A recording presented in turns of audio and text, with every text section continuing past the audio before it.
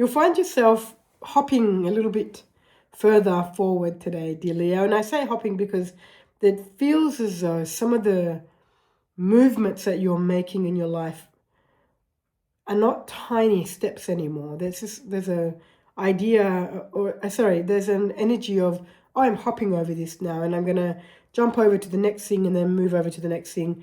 But there are leaps and bounds that are available to you in your life right now. I should have just started with that, right? And for a long time, it's been about the small steps, and that's been necessary.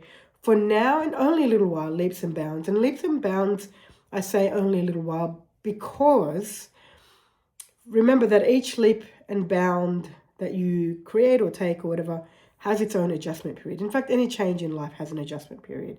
Doesn't matter how big or small, positive, negative the change is, it still has an adjustment period. And so leaps and bounds are not sustainable because of the length of the adjustment period. Because you're taking a big step, big leap bound forward, that's going to create a bigger change in your life. That bigger change means a longer adjustment period. And so that's why you don't want to get used to leaps and bounds and create this idea in your mind that only when you're making leaps and bounds are you then successful or is what you're doing worth it or whatever, because that's actually not the case. We want to get really good at taking leaps and bounds and then pulling back and taking small steps bit by bit, as we move through certain adjustment periods in our life.